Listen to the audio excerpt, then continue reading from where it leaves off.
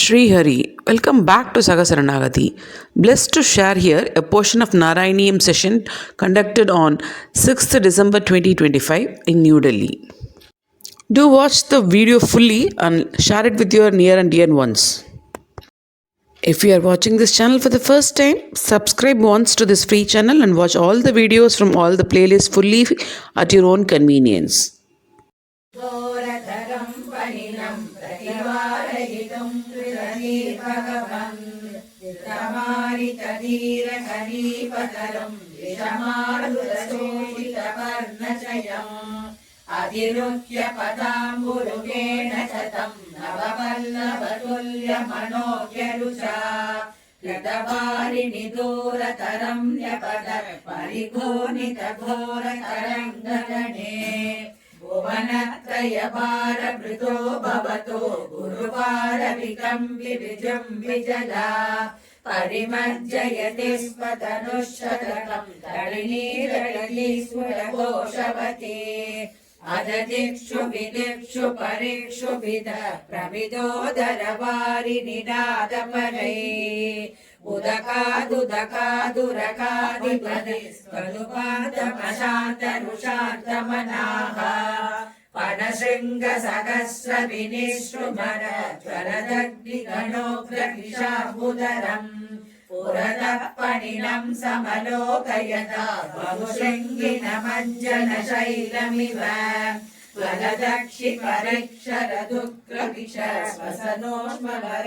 स्वलदक्षिपरीक्षरदुग्रविषस्वसनोष्मवरस्रमभुजगः परिदश्य भवन्तमनन्तफलं समवेष्टगतस्फुटचेष्टमभो अविलोक्य भवन्तमदाकुलितो तडकामिनि बालगतेऽनुगणे व्रजके गतलेभ्य निमिष्य सदं समुदीक्ष्य गता यमुना पशुपा अखिलेषु विभो भवदीयजसाम् अवलोक्य जिगासु सुजीवपरम् फणिबन्धनमाशु विमुच्य जवा उदगम्यतः सजुषा भवता अधिरुह्य ददः फणिराजपणान् नृते भवता मृदुपादरुचा कलसिञ्चितनूपुरमञ्जुमिरत् करकङ्गणसङ्गुलसङ्गणिता चकृशोपसुपासुशुभोर्गुणयो ववृषोकसुमानि सुरेन्द्रगणा वयि नृत्यधिमारुदगेगपते परिपाहि समात्वमदान्तगता सुचिरकुम्भितकुण्डलमण्डल सुशिरमीशरदर्पितपन्नगे अमरताडितदुन्दुभिसुन्दर प्रियदिगायति दैवत यौवने नमति यत्यतमुष्य शिरोहरे परिविगायतनुनन्दमुन्नताम् परिमदन्पदपङ्करुवाचिरम् व्यगरता करतालमनोहरम् त्वदवग्रविप्रमदसङ्गुला कृष्णा पङ्कजेक्षणा अमृततारया कृष्णा सम्प्लुता इव स्थिरगता ततो कृष्णा त्वत्पुरोगता तदनु काचना कृष्णा त्वत्कराम्बुजम् सपदि गृह्णति कृष्णा निर्विशङ्किता घनभयोदरे कृष्णा सन्निधाय सा पुलकसंवृता कृष्णा तस्तुशिशिरम् तव विभोगरा कृष्णा कोमलं भुजम् निजगणान्तरे कृष्णा पर्यवेष्टय कलसमुद्धतं कृष्णा प्राणमारुतम् प्रतिनिरुन्धति कृष्णा वातिहर्षुला अवगतत्परा कृष्णा कापि कामिनी तव मुखाम्बुजा कृष्णा भोगसर्वितम् प्रतिगृह्यत कृष्णा वक्त्रपङ्कजे निददति गता कृष्णा पूर्णकामता विकरुणो वने कृष्णा संविगायता अपगतोऽसिका कृष्णा त्वामिह स्पृशे इति सरोषया कृष्णा तावदे गया सजललोचनो कृष्णाभिश्रितो भवान् इति मुदाकुलैः कृष्णावल्लभी जनैः समुपगागतो कृष्णायामुने तटे मृदुकुचाम्बरैः कृष्णाकल्पितासने कृष्णकासुरे कृष्णापर्यशोभताः कतिविधा कृपतयोदया कृष्णा केचिदाश्रिते कतिचिदेदृशा कृष्णा मातृशेष्वती अभिहितो भवान् कृष्णा वल्लभी जनैः अयि कुमारिका नैव संख्यता कठिनता मये हृदय प्रेम गातरे मयि तु चेतसो हृदयवनुवृत्तये कृतमिदं मया कृष्णान् भवान् अनिगम्यतां हृदे जीववल्लभा प्रियतमो जनो हृदे नेतृशो मम तगितरम्यतां हृदे रम्यनामिने अनुपरोध मे यादभो विभो यदि प्रजवधो जनै कृष्णा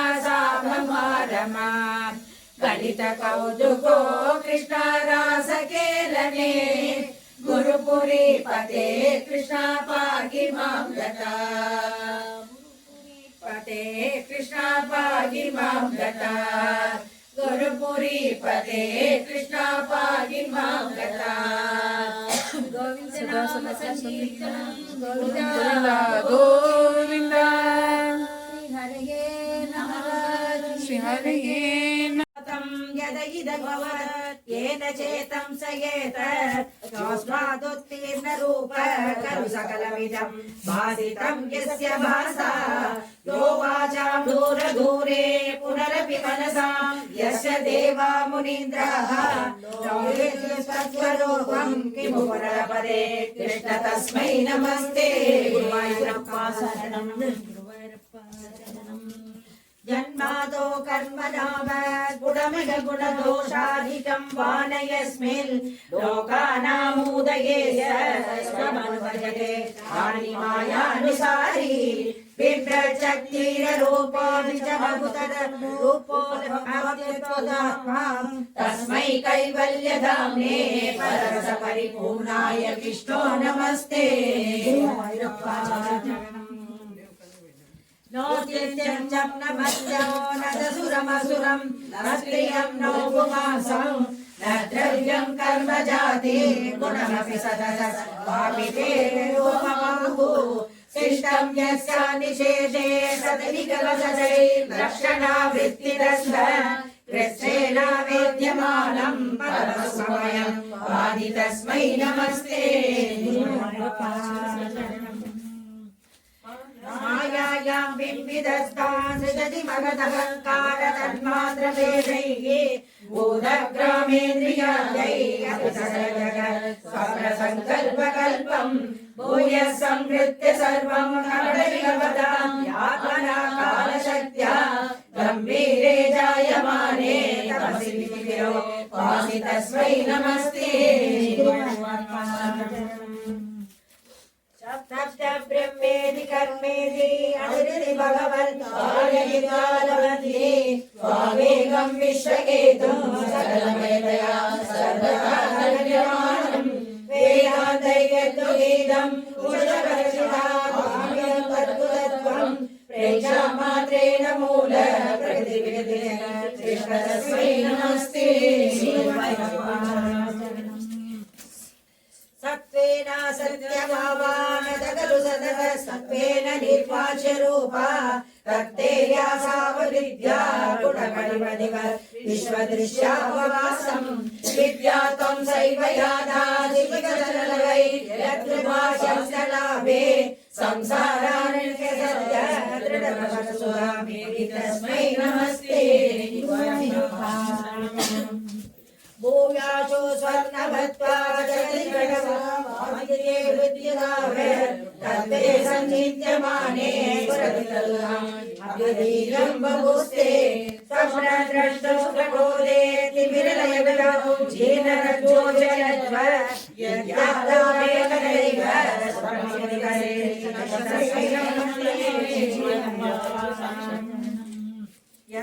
यद्बीजोऽध्येति सूर्यो दगति च दहनो वादिवायुस्तदान्ये यद्बीजामद्भजाधागरन्ते रुवालम् येनैवारोपिताप्राञ्जपतमविदे जाविदारश्च पश्चात् तस्मै विश्वं नियन्त्रे वयमपि भवते कृष्णकुर्मः प्रणामम् त्रैलोक्यं भावयन्तं त्रिगुणमयमिदं त्रयस्यैकवास्यं त्रिशानामैक्यरूपं त्रिविधविनिगमै गीयमानस्वरूपं निरोधास्ताविदन्तं त्रियुगजनिषं त्रिक्रमाक्रान्तविश्वं त्रैकाल्ये वेदगीनं त्रिविधविनिगं योगवेदैर्वचेत्वं सत्यं शुद्धं विबुद्धं जयति तव वपुर्मृत्युमुत्रं निरीहं निर्बन्धं निर्विकारं निखिलगुणगणजनाधारभूतं निर्मूलं निर्मलं तन्निरवधिमहिमोल्लासिनीलमन्तरः निस्सङ्गानां मुनीनां निर्वकराणां शास्त्रप्रकाशं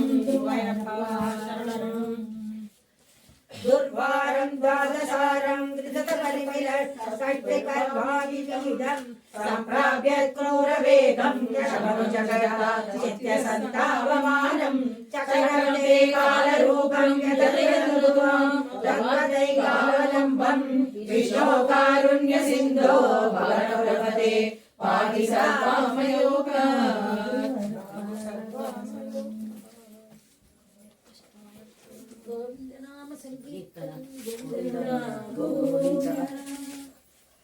योषाभ्राविदेवं तदनु तदुदरे दिव्यकैशोरवेशं तारुण्यारम्भरम्भं परमसुगरसा स्वादरोमाञ्चिताङ्गैः आवीदं नारदाद्यैः विलसतु सुन्दरी मण्डलैश्च नीलाभं कुञ्जिताग्रं गमनमलधरं संयतं चारुभङ्ग्या रक्तोत्सवसाभिरामं वलयमुदय चन्द्रकैः चित्रजालैः मन्दारसंलगीतं ललमृदुगभरी बालमालोकयेकं सिद्धश्वेतोन्दपुण्डं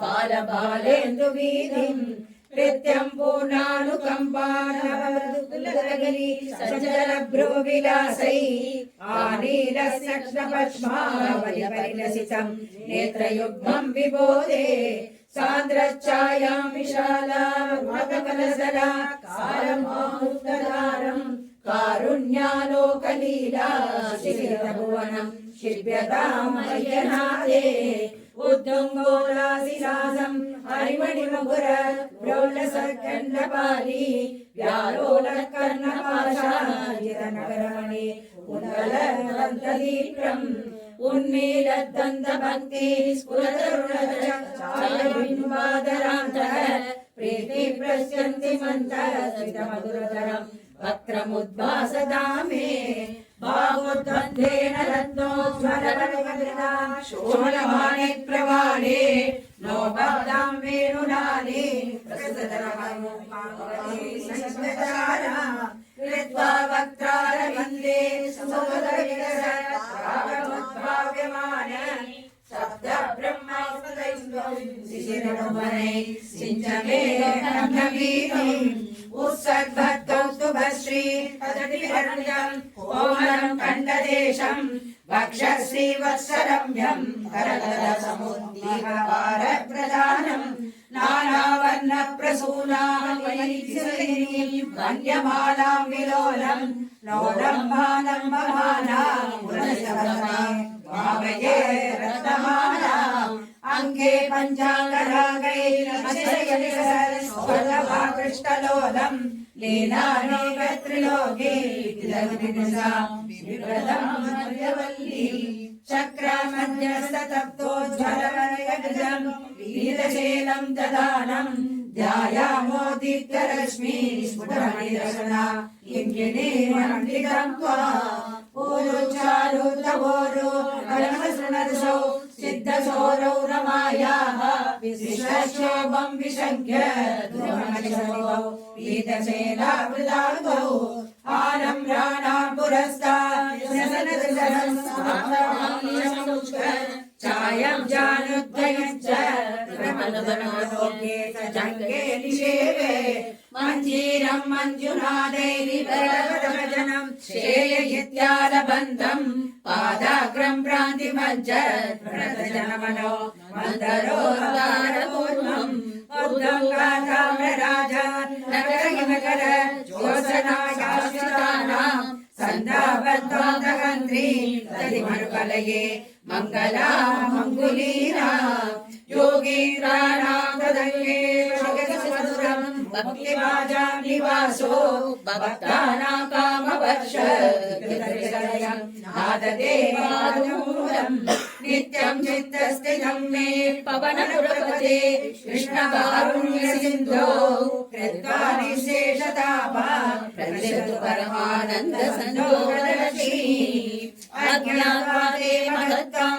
यदिगनिगदितं विश्वनाथक्षमेधाः स्तोत्रं चरस्वोत्तरमदनं तत्त्वसाराय भूयात् वेदानारायणीयं श्रुतिशुद्धया वर्णनेन स्फीतं लीलावतारैरमलगुरुताम् आयुरारोग्यसौख्यम् वेदानारायणीयं श्रुतिशुद्धनुषा स्तुत्यया वर्णनेन स्फीतं लीलावतारैरमलगुरुताम् आयुरारोग्यसौख्यम् वेदानारायणीयं श्रुतिशुद्धनुषा स्तुत्यया हरे नमः।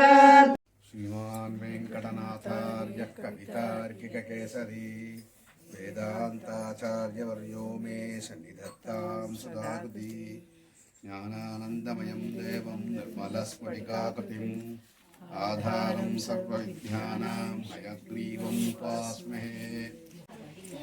அடிப்படையாக இருக்கக்கூடிய நூல்களில் ஸ்ருதின்னு சொல்கிறது வேதம், ஸ்ருதி, ஸ்மிருதி, இத்திஹாச, புராணம், 4 தூண்கள் போல நம்ம சம்பிரதாயத்துக்கு இருக்கக்கூடிய விஷயங்களில் ஸ்ருதி, ஸ்மிருதி, இத்திஹாச, புராணம்.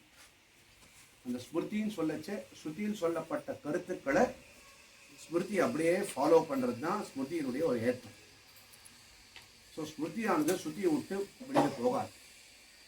அப்படியேப்பட்ட ஸ்மிருதி கிரந்தங்களில் உயர்ந்ததான கருத்துக்களை ரொம்ப சுலபமாக டவுன் டு எர்த்தாக கீதாச்சாரியன் அர்ஜுனுக்கு உபதேசம் பண்ணுற வியாஜத்தில் நமக்கு இந்த அனுகிரகம் இருக்கார். இந்த வசத்தியான அந்த பகவத்கீதையை, இந்த ஒரு பகவத்கீதையில் இருக்கக்கூடிய ஒரு அத்தியாயமும் ஒரு அதாவது பியாண்ட் வேர்ட்ஸாக இருக்கக்கூடிய ரீதியில் நமக்கு உபதேசம் பண்ணுறோம்.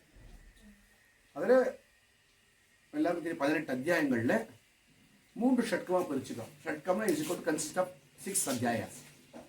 1-6 இஸ் ஈக்குவல் டு பிரதம ஷட்கம், 7-12 இஸ் ஈக்குவல் டு மத்தியம ஷட்கம், ரிமைனிங் 12-18 இஸ் ஈக்குவல் டு திருத்திய ஷட்கம்.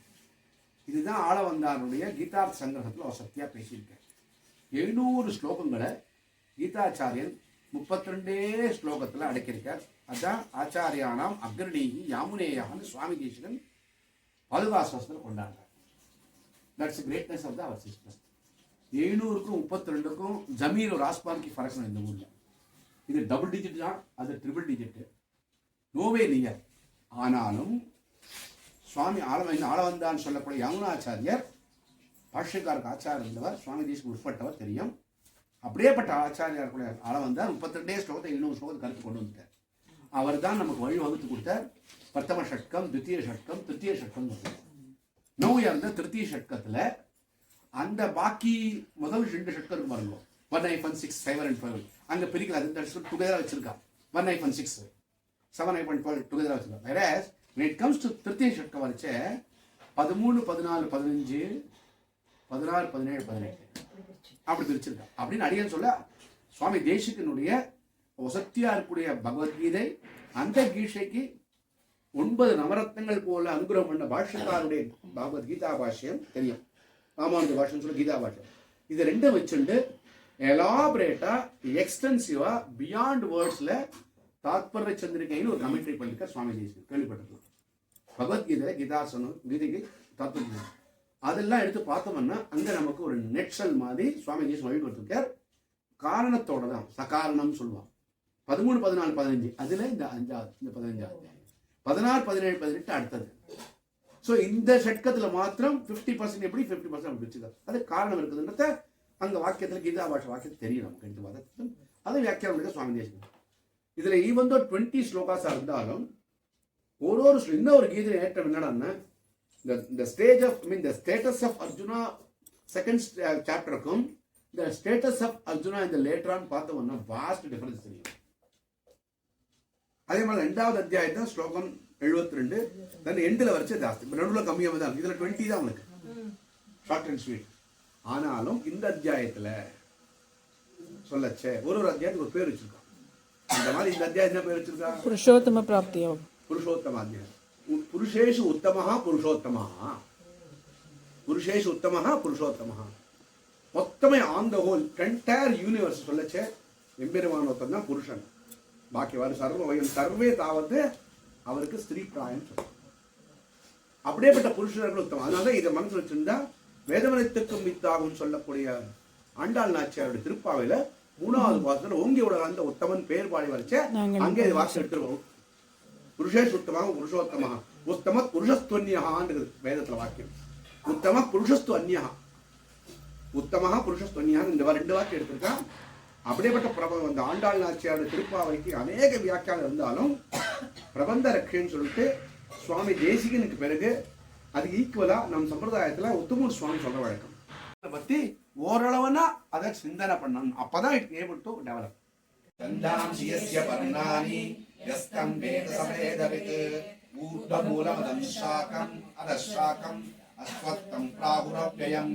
சந்தாம்சியஸ்ய பர்ணானி யஸ்தம் வேத சவேதவித் அதச்சூர்த்வம் பிரசுதாः ஷாகாः குணப்ரவృద్ధா விஷயப்ரவாலாः அதஸ்ய மூலானுசந்ததானி கர்மானுபந்தீனி மனுஷ்யலோகே நரூபமஸ்யேக ததோபலப்யதே நாந்தோ நகாதிர்ன ச சப்ரதிஷ்டா அஸ்வத்தமேனம் சுநிரூಢமூலம் அசங்கசஸ்தேன விதேன ஜித்வா ததः பலம் தத்பரிமார்கிதவ்யம் யஸ்மின் ததானமனம் விபூயா தமேவ சாத்யம் புருஷம் பிரபத்யே யதः பிரவృత్తే பிரசுதா புராணி நிர்மாண மோகாஜிதசங்கதோஷா அத்யாத்ம நித்யாதிவிருத்தகாமாः त्वद्वैर्मुक्ता सुखदुःखदग्नै गच्छन्त मूढा पदमव्ययं तत् जगद्वासयते सूर्यो न शशाङ्को न पावकः यद्गत्वा निवर्तन्ते तद्धामपरमं पद्म ममैवांशो जीवलोके जीवभूतः सनातनः मनः षष्ठानि इन्द्रियाणि प्रकृतिस्थानि कर्षति शरीरं यवाप्नोति यच्चाप्युत्क्रामतीश्वरः गृहीत्वैतानि संयाति वायुगन्धानि वासयात् श्रोत्रं चक्षुस्पर्शनं च रसनं घ्राणमेव च अधिष्ठायमधिष्ठायं विषयानुपसेवते उद्ग्रामन्तं चितं वापि कुञ्जानं वा गुणान्वितं विमूढानानुपश्यन्ति पश्यन्ति ज्ञानचक्षुषः यदन्तो योगिनश्चैनं पश्यन्त्यात्मन्यास्तिकम् यदन्तो अयकृतात्मानो नैनं पश्यन्ते सः यदादित्यगतं तेजो जगद्भासयतेऽखिलं यच्चन्द्रमसि चाग्नौ तत्तेजो विद्युमामकम् तामाविश्य च भूतानि धारयाम्यहमोजसा उष्णामि चौषधी सर्वा सोमो भूत्वा रसामतः अहं वैश्वानरो भूत्वा प्राणिनां देहमाश्रितः प्राणापानसमायुक्तः पचाम्यन्नं चतुर्विधम् सर्वस्य साधं सुजन्निमित्तो मत्तस्मिज्ञानमोघनं च वेदे सर्वे अहमेव वेद्यो वेदान्तकृद्वेदविदेव चाहम् वामो पुरुषो लोके सर्वश्चाक्षर एव च सरः सर्वाणि भूतानि कूटस्थो अक्षर उच्यते उत्तमः पुरुषस्त्वन्यमृतम् परमात्मेत्यागतः लोकत्रयमाविश्य विभक्त्यव्ययीश्वरः यस्माक्षरमहितोऽहम् अक्षरादपि सोत्तमः अतोऽस्मि लोके वेदे च प्रतितः पुरुषोत्तमः यो मामेव सम्मूढो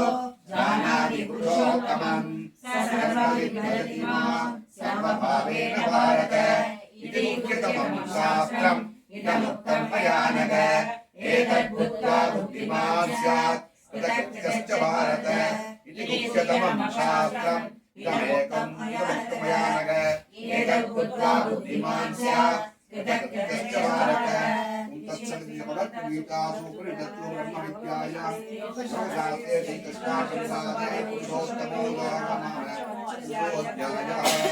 मंगलाकांतक लोकमंगलहार्तक मंगलंगे प्रवक्ष्यामि मम मंगलहेतवे नारायणाय हरये सृष्टिस्थित्यन्धकारिणे गुरुवादपुरीशाय विश्वरूपाय मंगलम् चक्रपुरीशाय विश्वरूपाय मंगलम् प्रलयाब्धिचरायासो नमो वेद विनाशिने गुरुवारपुरीशाय मत्स्यरूपाय मंगलम् लक्ष्मीनाथाय शान्ताय नमो मन्त्रधारिणे गुरुवारपुरीशाय गोपरूपाय मंगलम् शिष्यधारविहाराय हिरण्यप्राणहारिणे गुरुवादपुरीशाय क्रोडरूपाय मंगलम् प्रह्लादरक्षकायास्तु दैत्यप्रणापहारिणे गुरुवादपुरीशाय नारसिंहाय मंगलम् वामनाय नमस्तभ्यम् फलितार्भावहारिणे गुरुवादपुरीशाय यज्ञरूपाय मंगलम् बलियार्पितपादाब्जाय क्रातत्रिभुवनाशय गुरुवादपुरीशाय विश्वरूपाय मंगलम् नमः परशुहस्ताय केरणोद्धारकाय च गुरुवादपुरीशाय भार्गवायाद्य मंगलम् नमः गोदण्डहस्ताय दशग्रीवादकाय च गुरुवादपुरीशाय रामचन्द्राय मंगलम् बालगोपालवेशाय बोधनामोक्षदायिने गुरुवादपुरीशाय गोविन्दायास्तु मंगलम् परपट्टार्तिवन्दाय वादरोगनिवारिणे ज्ञानप्रदाय देवाय वादेशायात्ममङ्गलम् दयासाराय सौम्याय मम रोगापहारिणे सर्वरोगहाराय वादेशायाद्य मंगलम् मम वन्दाय नित्याय जगत्कारणमूर्तये मम तापविनाशाय जागरूपाय मंगलम् जय जगदीश हरे कृष्णा जय जगदीश हरे जय गुरु मारुत मंदिर जय जगदीश हरे किंकिणी पद कमला कृष्णा कंकण करायुधरा कुंकुम पंकिल वर्ग तलग कुवलय दरशीला कृष्णा जय जगदीश हरे दीन वनीत हरा कृष्णा गोपी जनरमणा कोमल पल्लव सुंदर चरणा गोकुल मधुकमला कृष्णा जय जगदीश हरे गोवर्धन धरणा कृष्णा गोपी जनरमणा कोमल पल्लव सुंदर चरणा गोकुल मधुवचना कृष्णा जय जगदीश हरे नंद कुमार हरे कृष्णा नारद गीत गुणा नारायण वर भट्टतिरीग्र सुदिवर शुभ फलदा कृष्णा जय जगदीश हरे पूर्णन भक्त प्रिया कृष्णा वृंदावन रसिका प्रेमिक भावुक मंडल पूजित पाद सरोज युगा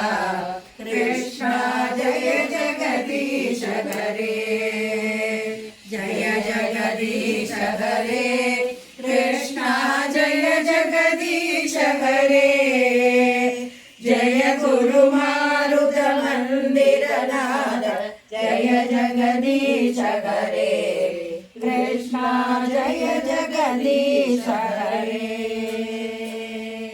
Stay tuned here for more of our dharmic events in Delhi and around Delhi.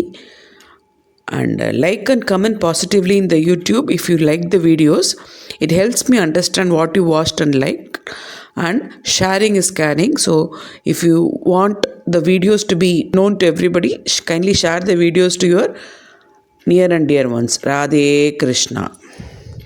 இந்த இலவச சேனலில் குழு சேர்ந்துட்டு எல்லா வீடியோஸ், எல்லா பிளேலிஸ்ட், எல்லா ஷார்ட்ஸ், எல்லா லைவ் ஃபுல்லாக பாருங்கள். நன்றி, வணக்கம்.